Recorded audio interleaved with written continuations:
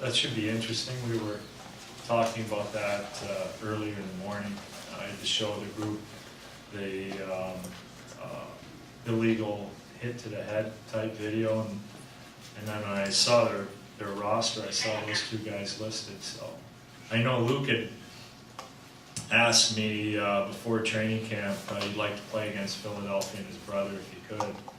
So I suspected that tonight they would do that, and I didn't even realize until the other day that Phil's brother Blake had signed with the Flyers. So it's ironic that it's working out like this. Other than many sticks with your brothers at the auditorium way back when, did you ever play against brothers in a situation like this? No, I never played. I always played on the same teams as my brothers.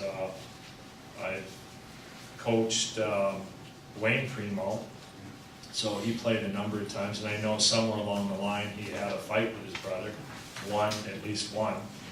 And occasionally brothers do get in scraps out there, and sometimes on purpose, sometimes but it's an accident. They don't even know who they're in a scuffle with, and it's your brother. So probably be hard on the Shen and Kessel moms tonight if they get a chance to watch the game. Who's more likely to be the scrappy brothers than the Kessels or the I can't imagine Phil. And Phil, the bad part is Phil's brother's a lot bigger than he is, so I don't think he's going to start a scrap. Luke, on the other hand, I believe is bigger than his brother, so it should be interesting to see what happens. I can't imagine that happening, but you never know. Guys are going to razz them into. I think some of our players are telling Phil they're going to hit his brother and see what happens. So, not in any bad way, but see if they can get to Phil. Ron, is this what you like? I mean, quick turnaround, your 3 games, 3 nights. Is this kind of ideal just to get everybody in and see what they can do, or would you like more space in between? I don't mind this at the beginning, and I personally don't have to go on the ice with all those other practices, but it's good to see these guys. This is where the players want to shine, not in a scrimmage against one another. It's never going to be as intense as playing an opponent, so these games are all good, especially for guys who, the few that we put in have never played in an exhibition game, so they get all fired up, and it's always fun to see that. How important is it to give them this experience? Because, I mean, there's a lot of guys where it seems obvious they'll go back to their junior team. So is this really about making sure they're not deer in headlights in a year or two when you actually do call them?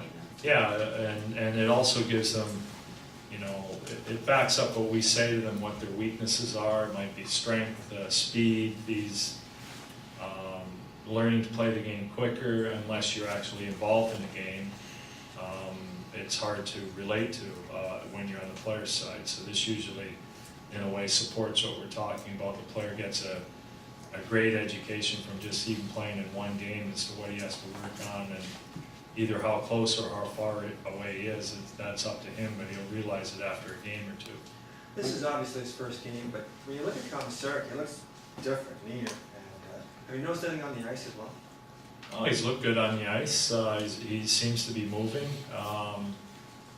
He's moving really well. He's got a positive attitude, and he wants to start over. So it's like you've hit a reset button with the off season, and he's worked hard at trimming himself down without losing any strength, trying to be quicker. And I think the older you get as a hockey player, it's important to maybe even lose a pound or 2 a year as you move along. You'll maintain your speed or quickness.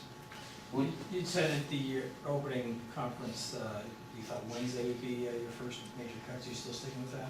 Yeah, after Wednesday, yeah. After Wednesday's game? Well, Or, no, it'll be after the scrimmages in the morning.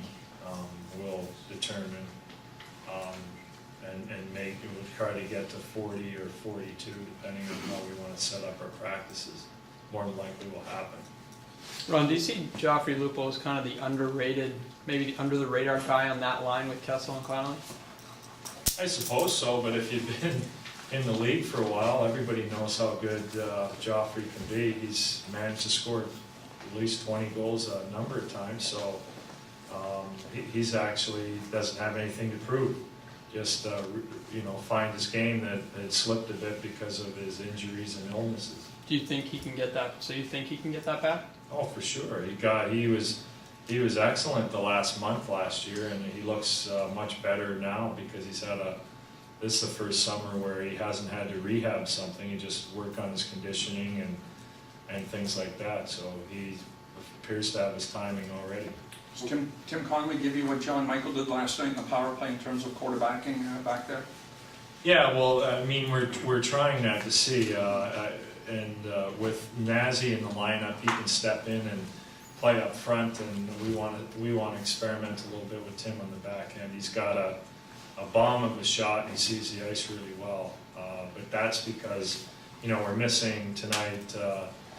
Well, no Lyles, no Phaneuf, so we need someone to play the point in the power play, and it's a little bit of an experiment on our part, and keep Nazi involved on the power play with some good people.